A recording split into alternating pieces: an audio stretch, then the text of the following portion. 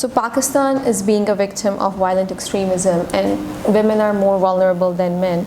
But at the same time, they can also help develop resilience in communities against extremist narratives. So is UN Women doing anything on this front? Well, it's quite a sensitive area, Yeah. right? Violent extremism, Pakistan, not just Pakistan, but there are countries where we work in, such as Jordan, Bangladesh, Indonesia, where this is an issue. And what we have noticed is, there's the National Action Plan. The government has made a massive effort in trying to stem the tide of extremism.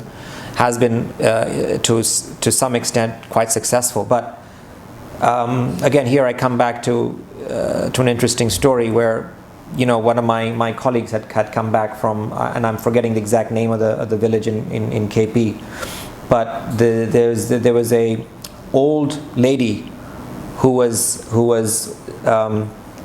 sitting and watching a meeting going on, and the meeting was all with men, and she was just sitting and watching very patiently, and one of my colleagues went and spoke to her, and she said, Beta, can you tell me what you guys were talking about? And he said, no, Dadi, you won't understand. It's not it's not something you'd be interested in. She said, no, tell me, what is it about? And she said, well, it's about security. And she just started laughing. And she says, why are you laughing? She says, well, how would these idiots know anything about security? Ask me. Because right now I know exactly who is sitting in which room, how many sheep there are. I can tell you who's gone where. I can tell you when they're coming back. I know all the movements. And none of them do. So again, he shared this with me. I said, well, the thing is, when it comes to security issues, it's such a male-dominated sector that nobody bothers to ask women their perspectives and their knowledge, which is very rich, and we don't think about these things. Some of these things are very commonsensical in that if you're going to try and address extremism, or you need, sometimes in some instances where there have been suicide bombers, for instance. Yeah. Oftentimes it's the sister or the mother or the daughter or some female family member doing the stitching of the vest that is going to detonate. Therefore, she knows ahead of time. The question is, are we able to access that information in time as an early warning? Are we talking to them? Are we understanding the grievances?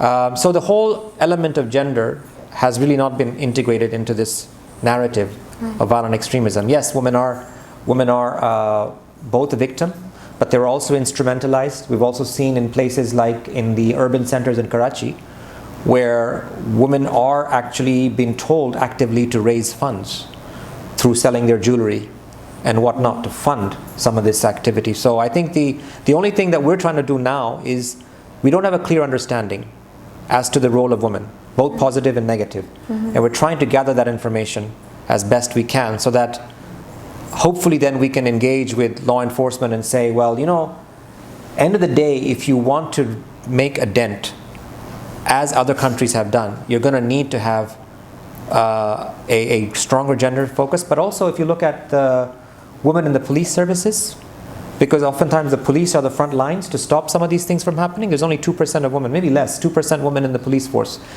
It's increasing, but in Balochistan it's 0.3%. So with so few women in the police and law enforcement, it's going to be very hard to tackle something as critical as extremism. So all I can say now is we're looking at not just violent extremism, but also see how can we build social cohesion, how can we build greater tolerance, because there's also the challenge that we have in Pakistan and in other countries. There is an increasing tide of intolerance or polarizing views. So we can always disagree, but if it becomes so antagonistic, and sometimes if you just go through Twitter, sometimes the kind of language being used and thrown at each other, it's and that's another dangerous place for women to be, by the way, on social media.